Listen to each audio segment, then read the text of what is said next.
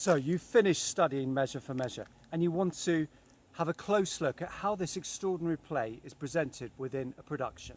Well, in this video I'm going to show you key moments from all 5 acts of the 1979 BBC production and show you how you might incorporate these quirky, extraordinary moments within an A-star A-level essay. So stay tuned because you're watching Schofield on Shakespeare.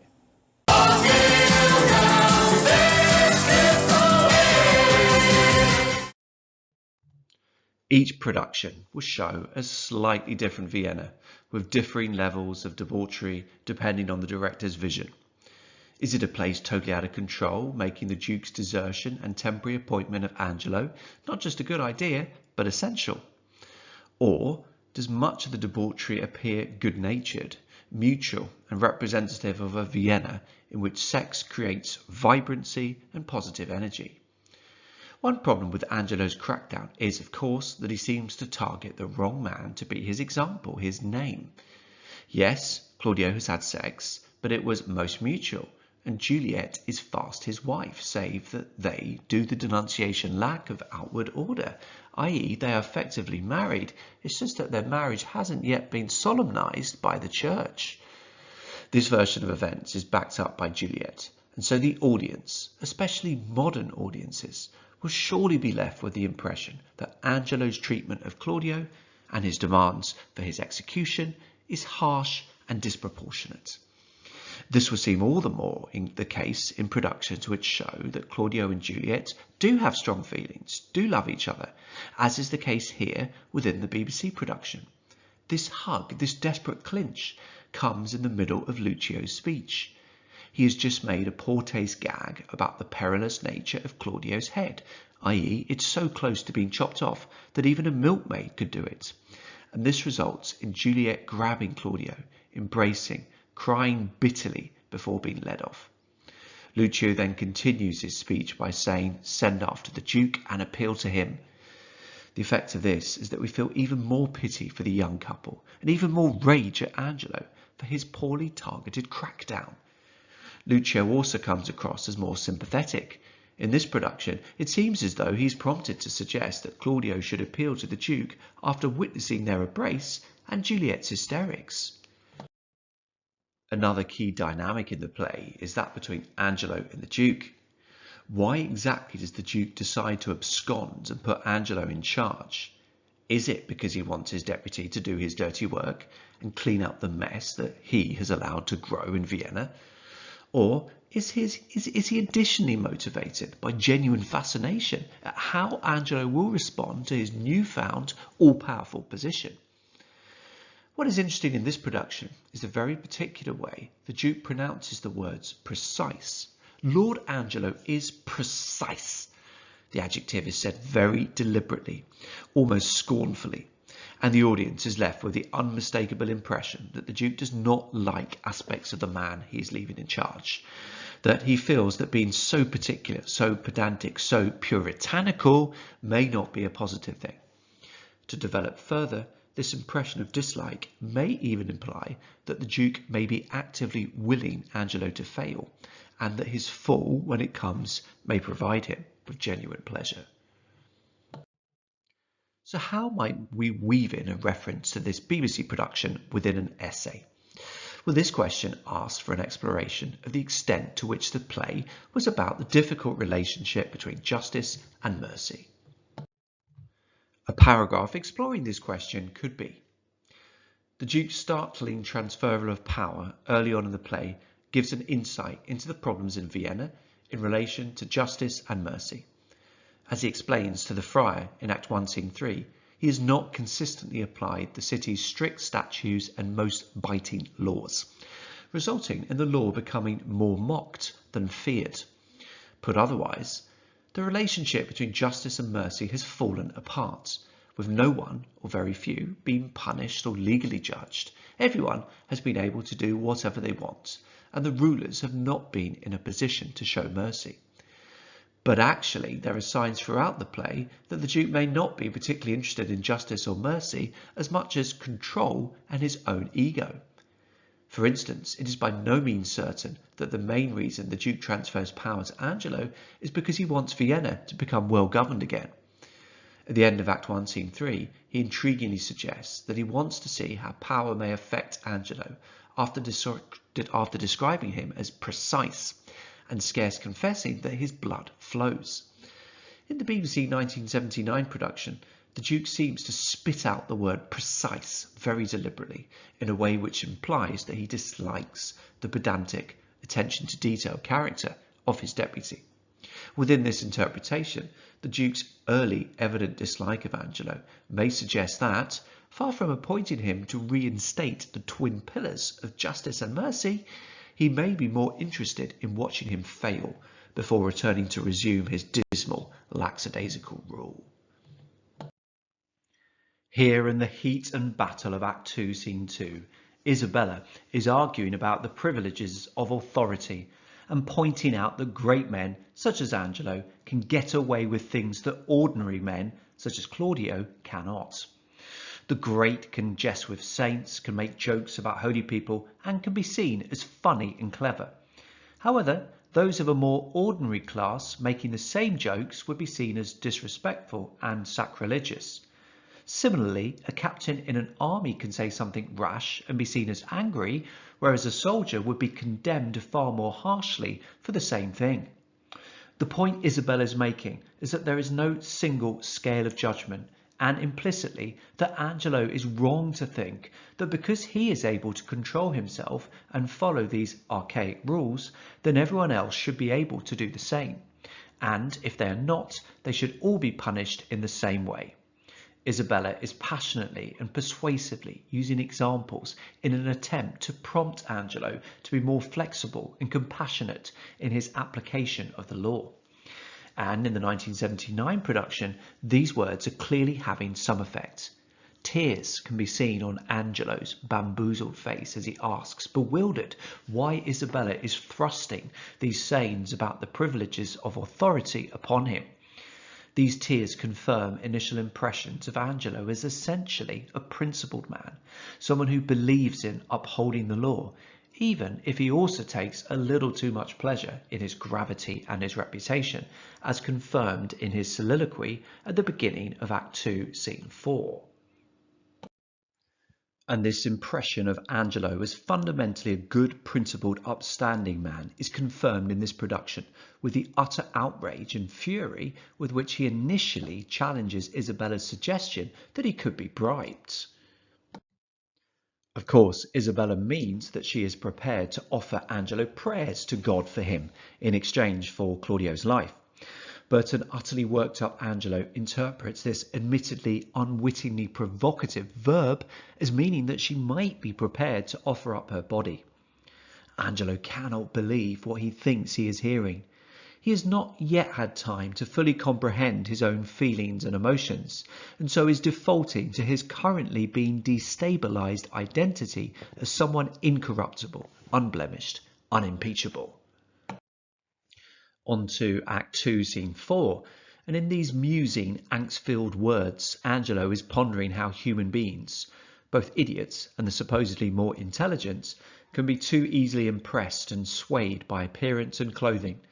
Just because someone looks respectable and honourable does not mean that they are not harbouring darker, dishonourable feelings and desires. Something he knows all too well as he ponders the advent of his own sexual desires and the arrival of his own throbbing, all too hard blood. In this production, the use of the mirror works well. We can see the two Angelos, the one everyone in Vienna knows well, the man of stricture and firm abstinence, the other the darker, shadier, lurking, more inscrutable. In addition, the mirror serves as a visual means for Angelo to examine himself and consider who he is and who he is becoming following the awakening of his own dormant sexual desires. Clearly, Act 2, Scene 4 is a particularly dramatic scene, and directors need to decide how forcefully Angelo behaves on stage. In this production, Angelo moves towards kissing Isabella, who moves back quickly, shocked. Here, this movement helps illustrate his intent that he does mean exactly what he is saying, that his words most certainly express his purpose. Similarly here, we have a physical demonstration of Angelo's newfound determination to give his sensual race the rein, to allow himself to be driven by his passions. So in this production, he physically grabs Isabella, not with the idea that he is going to act upon his urges there and then, but to show her his resolve and iron willpower. He will have his way with her, or her brother will die. Irrespective of her supposed time-wasting modesty and desire for her not to lead him on.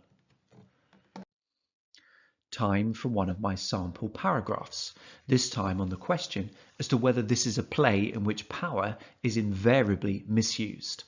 I reference this 1979 BBC production. Measure for Measure is a play which ostensibly ends happily, with wrongs righted and newly married couples ready to embark upon their lives together. Who would argue against the Duke using his power to bring Mariana and Angelo back together, which is what the former, rather inexplicably to the audience, wants more than anything else? Or even that Barnardine, having spent 9 years in prison without knowing when his execution will actually take place, deserves his release and fresh start. The Duke's marriage proposal to Isabella is more contentious, and I will explore this later on in this essay. However, some productions do paint this as a wonderful, happy opportunity for Isabella. There is cheering, for instance, in the 1979 BBC production, rather than an abuse of power per se. However, in Act 2, it is clear that Angelo aims to abuse his power and position and emotionally blackmail Isabella into giving up her body to such sweet uncleanness, i.e. to him. He feels that he is able to get away with such abuse of power because previously he has had an unsoiled name and that everyone has witnessed the austereness of his life.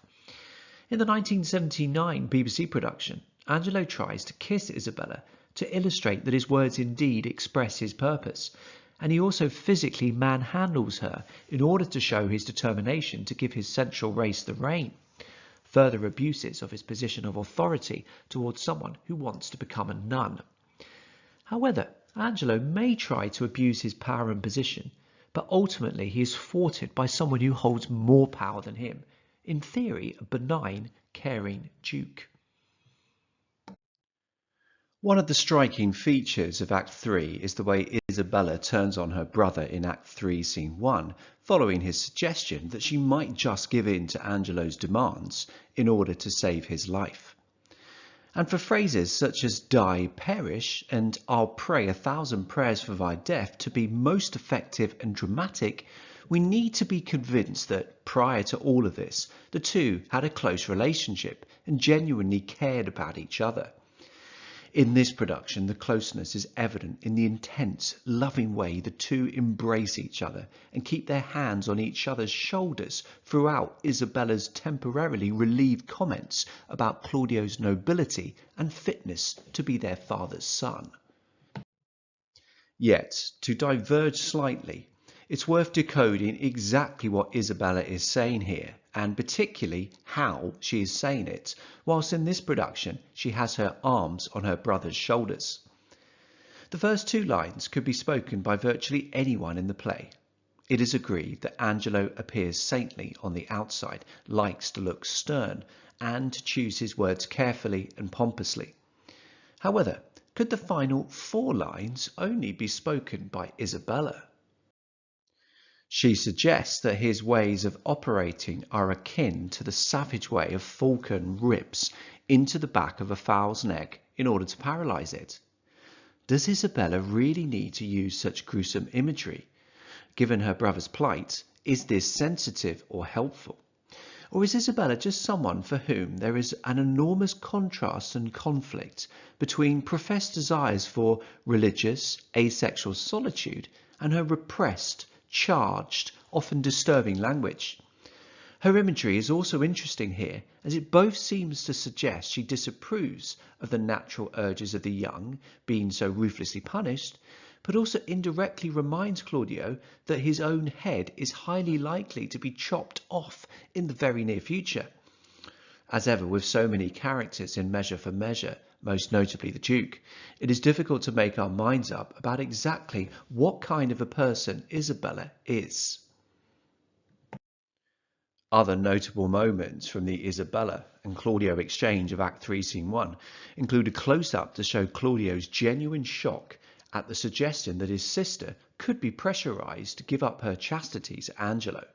Like everyone else, he clearly thought that the outward sainted deputy, in the words of Lucio, was spawned by a sea maid, i.e. he was cold and utterly disinterested sexually. At this point in the dialogue, he is in tune with Isabella and completing her lines. It is also worth noting that Claudio cannot bring himself to look at Isabella when starting the process by which he will ask her to go through with Angelo's proposition in order to save his life. He talks of his fears of what could happen to him on his death and the transition from living warm life into netted clod, a mere inanimate lump of clay. His imagination begins to run wild, and he visualizes the haunting extremes of temperature and torturous weather in hell. In this production, Claudio looking away seems to imply that part of him feels ashamed of what he is saying. He dare not meet her gaze, knowing as he does just how seriously she takes her religious beliefs and just how appalled she would be by any suggestion of immoral, sacrilegious self-sacrifice. His looking away in this production confirms just how desperate he has become. He knows that he has no chance of convincing his sister, but cannot stop himself from trying and sharing his inner terror. In Act 3, Scene 2, I'm always interested and rather shocked by the way Lucio seems so callous when turning down Pompey's request for support and bail. Lucio seems to relish Pompey's humiliation and seems intent on adding to it, hence his satirical references to Caesar and being led in triumph. In this production, Lucio slows down and sounds sonorous when he gets to the lines putting the hands in the pocket before bending down and grabbing Pompey's balls from behind, resulting in the latter crying out in pain and indignation. The reference to Pygmalion's images implies prostitutes. Pygmalion was an ancient sculptor, and in Shakespeare's society, statues were often painted, in the same way that prostitutes would use an excessive amount of makeup. So Lucio is asking whether Pompey's arrest means that prostitutes can no longer be procured for money. And in this production, the director plays on the fact that both money and balls can be touched from within a trouser pocket to humiliate Pompey further. Lucio's presumably newfound open disdain for Pompey is also seen when the latter exits the stage, struggling with elbow. After instructing his former ally to go to kennel, Lucio throws an apple in his direction, which, according to the subtitles, goes splat. Now time for an exam question. To what extent do we feel that the women in the play are dominated by the men? When considering some of Isabella's extraordinary exchanges with both Angelo and Claudio, it is difficult to agree wholeheartedly with the statement that the women in the play are consistently dominated by the men. In Act 3, Scene 1, at least in conversation with her brother, Isabella's control seems absolute. She doesn't simply criticize her brother for suggesting that she might be prepared to sleep with Angelo to save his life. She savages him in spectacular fashion through her suggestions that he might want her to commit a kind of incest and that it would have been better for him to have been born illegitimately. Indeed, in the 1979 BBC production, Claudio dare not even look at Isabella when talking about his fears of death, which will lead on to his request for her to sleep with Angelo. With Isabella looking piercingly in his direction, he clutches the prison bars and dare not turn around to see her reaction. That said, although Isabella may consistently dominate Claudio, the Duke consistently dominates all apart from Barnardine. And in the same scene, he successfully manipulates Isabella, presumably because she sees and trusts him as a friar, into accepting a morally dubious plan in which another woman will sleep with Angelo in her place. Act 4 starts with a sad love song, in which a spurned lover asks the unfaithful one to take his lips away, because they were used to break promises, presumably of love. The spurned lover also asked for the eyes to be removed. They offered so much, but ultimately lied to her. More ambivalently, she both wants her kisses returned to her, i.e. to turn back time to a period before she lost her heart. But of course the phrasing also means that she wants to return to those glorious, happy, passionate moments. This production is faithful to the original play in that the song is sung by a boy rather than Mariana herself. One effect of this is to accentuate Mariana's passivity from the very word go. Even before she becomes a pawn in the Duke Isabella's machinations, albeit a willing one, she hasn't even got the agency or energy to rouse herself to sing her own love songs. Instead, she just sits. And on this particular occasion, she has sat in the same position all day apparently, and thus can confirm that no one has been to ask after the Duke. Within the screenshot shown, you can see the Duke's hand on Mariana's sad-looking face as he reassures her that he doesn't just believe her here, but constantly does so. This gesture from the Duke appears to be the act of someone who cares, who is on her side, who simply wants to help. Mariana may be concerningly passive for a modern audience's palate, but there are signs in this scene of Isabella taking on greater agency in relation to the Duke's plan. She invents her own reason for her supposed rendezvous with Angelo needing to be brief. She will have a servant waiting for her, whose persuasion is that she comes about her brother. And the framing shown on screen also seems to imply an improvement in the power dynamics. Isabella and the Duke, seemingly of identical heights, are positioned symmetrically either side of Mariana, who is in the background within the shady, circular colonnade. At this point at least, it is as though the two are equal co-conspirators, are partners, working together to hit back against corruption and hypocrisy, and to right wrongs. Other moments of interest in this production include the presentation of the prison, noisy, with hands and feathers poking out of bars, as the provost walks by with Pompey, confirming the general impression of Vienna as a place in which calm control and good order seems conspicuous by its absence both in and out of prison. There is also a comic contrast between the huge, serious, reticent Abhorsen and the wisecracking, non-stop talking, professed man of the world Pompey, shortly to be united as fellow executioners. In this production, Abhorsen makes it abundantly clear who is boss by showing Pompey his hangman's sword and then brushing it against the latter's right thumb, causing him to cry out in pain and to suck it to try to stop the bleeding. Whilst it is important not to read too much into individual moments, I wonder whether this act symbolises the fact that the only way to restore order and obedience within Vienna's garrulous, entertaining citizens is through coercion and punishment. Of course, both executioners and the Duke will fail miserably when it comes to carrying out the instructions to kill Barnardine. The non-compliant prisoner, famously labelled Sublime, and the comic genius of this authentically outrageous play by Harold Bloom. Unlike in a live stage production, where Barnardine is most likely to be based below the stage and therefore heard before seen, in this interpretation the reverse is true, with Barnardine being shown as the provost talks about him in Act 4 Scene 2. This change results in a slight loss of comedy. The shouting of "A pox on your throats," Barnardine's opening line in the play in Act 4 Scene 3, seems funnier to me if it comes out of the blue and we have never clapped our eyes upon the speaker. But it also increases the screen time of someone who is gloriously alone in not playing along to the Duke's tune, of refusing to be manipulated or swayed for someone else's benefit. Now, that exam question. To what extent do we feel that the women in the play are dominated by the men? Given the amount of power wielded by the Duke in all 5 acts of the play, it would be tempting to agree wholeheartedly with the idea that the women in the play are dominated by the men, or at least one man. However, the truth may be more nuanced.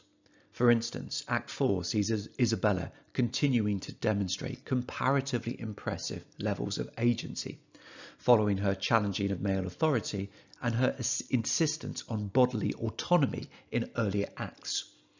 As well as embellishing the Duke's plan with realistic sounding details, she will bring a servant with her to the late night rendezvous with Angelo. She is able to persuade Mariana extraordinarily quickly to participate within the bed swap plot within just 6 lines of text. The 1979 BBC production similarly aims to highlight Isabella's increasing confidence by presenting her symmetrically with the Duke while she explains exactly where the sexual encounter will take place. It is as though the two are equal-ish co-conspirators, working together to right wrongs and defeat corruption. However, this argument conveniently ignores the desperate passivity of Mariana, a woman who apparently does nothing apart from sit in the same place all day listening to soppy love songs, and who immediately concurs with the Duke's elaborate, morally problematic plan without saying a word. Indeed, the 1979 BBC production fails to follow the lead of other, more recent interpretations, such as the 2004 production at the Globe, which at least give Mariana the agency of singing her own song. No such agency takes place here, and certainly the overall presentation of Mariana contributes to a strong suggestion that the women in the play are overwhelmingly dominated by the men. The Duke's back in town, and in this production there is a significant cheering crowds to greet the returning or conquering hero, Devious Bastard, depending on your own perspective. The size of the crowd is important, and of course it is much easier to bring in a load of extras for a day's filming as opposed to a running stage production. What are the effects of a large crowd? Well, it gives the Duke more of an opportunity to play Puppet Master Supreme and send a public message about his own desires to ensure justice is done and wrongs righted. With just the key characters on stage and very few citizens, it invariably becomes more personal. And so when the Duke asks Angelo whether he has word or wit or impudence that can yet do him office, it is a more intimate question as opposed to sending a strong message to the city as a whole. Why has Angelo let him down in this way? How could he? Less so in this production, in which the Duke's return is a cause for public celebration. And sustained applause. Although it is notable that, within this screenshot, Aeschylus's clapping is far more enthusiastic than Angelo's. But there are other effects of the large crowd gathered to welcome the Duke home in this production.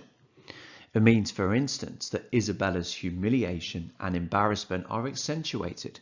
Far more people hear that she, apparently, was coerced into sleeping with Angelo. And far more people witness the moment when she is placed under guard and, apparently, carted off to prison. Look at the shocked expression on the woman to the right of Isabella. She is clearly relishing this dramatic moment as Isabella rhetorically builds up to denounce Angelo. And one gets the sense that these juicy tidbits will be spread throughout Vienna within minutes of the scene ending. As far as we know, Isabella's current plan at this point in the play is still to join the votaries of St. Clair, a set of nuns who, once they have vowed, may not speak with men but in the presence of the prioress. But here in this production, she is not only speaking to a man, but she is speaking to a man publicly vowing loss of chastity in front of a significant crowd. For me, the presence of so many people in this production makes the Duke's games all the more despicable. Yes, we can presume that, to some extent, he's been harsh to Isabella in order to lull Angelo into a false sense of complacency, so that he can confound him more completely later on. But knowing the eyes of Vienna are upon them all, does he really need to humiliate and patronise Isabella the way he does, saying things like, "Poor soul, she speaks this in the infirmity of sense," when he himself has privately conspired with her to act in this way? The Duke's unhooding also changes slightly due to the large numbers of citizens present. It becomes more of a spectacle, something else to ooh at, murmur about, and gossip about later on. but it is also unquestionably undignified. Can any of us watching this video in 2022 imagine Queen Elizabeth II or Prince Charles putting on a similar stunt? But this perhaps fails to take account of the context in which the play was first performed. There were plenty of disguised ruler plays in the early 17th century, including Marston's The Malcontents and Middleton's The Phoenix. The king on the throne at the time of the first performance, James I, was believed to occasionally disguise himself to mingle amongst his people. Thus, within this context, a Shakespearean audience may well not have felt such grappling unseemly and simply viewed the Duke's disguise as a perfectly acceptable means for a leader to discover more about his people, and an opportunity for some delicious drama and dramatic irony. That's all very well, but ultimately we are watching and experiencing this play in the 21st century. For me, it does seem a little ridiculous watching the Duke whipping his gown off and attempting to resume his ducal authority. But the crowd are nonplussed. Their beloved Duke is back, and that is all that matters. Hooray! Perhaps some of our reactions and feelings that the Duke seems rather too underhand and manipulative for our liking stems from contemporary attitudes towards authority. We are far quicker to challenge authority, and the concept that the king may be God's representative on earth is long, long gone. But of course, in any production of Measure for Measure, arguably the most intriguing moment in the entire play will be how Isabella responds to the Duke's marriage proposals. Well, initially she is inscrutable, although note the look of interest and kind concern on Claudio's face. However, the second reference to marriage is more successful. The Duke, after the neat, almost certainly disingenuous anti-metaboly, "What's mine is yours, and what is yours is mine," holds out his hand in invitation to Isabella. She makes him wait 8 seconds. Anxious expressions all around, tension. But then she indeed takes it with a small smile and cheers from the audience. Hooray! Now time for an exam question. The ending is much happier than the play as a whole, is it? There is certainly an argument to be made for the ending being happier than the play as a whole. As with any comedy, the muddles and confusions that have arisen throughout the course of the play are largely resolved within the final act, resulting in a degree of clarity and multiple marriages. And the middle sections of the play contain plenty of dramatic misery, including Claudio's expectation of death, his desperate confrontation with his sister, and Isabel's torment following Angelo's alarmingly acquired lust. However, the extent to which the ending is happy will clearly depend on the production and Isabella's reaction to the Duke's marriage proposals. In the 1979 BBC production, Isabella pauses and ponders for a good 8 seconds following the Duke's offer that what's mine is yours and what is yours is mine. However, she then takes the Duke's hand, smiles slightly, and cheers erupt amongst the citizens. Within this interpretation, all characters have learnt the dangers of excessiveness and the importance of convivial human relationships. By marrying the Duke, Isabella is, probably subconsciously, giving herself the opportunity to construct her own sexual identity and strip herself to life rather than death. Rather than closet herself away for the rest of her life and having to choose between hiding her face or speaking, she is opening herself up to partnership and sharing. Similarly, following the Duke's intervention, Angelo's lust has been appropriately redirected, and by implication, no longer will he consistently rebate and blunt his natural edge with profits of the mind. Even the deliciously recalcitrant Barnardine is given a new lease of life at the end and is released. What's not to like? This has been a Schofield on Shakespeare production, exploring a key interpretation of the play and giving you moments from all 5 acts and showing you how to weave in references within an A-star A-level essay. Many thanks for watching.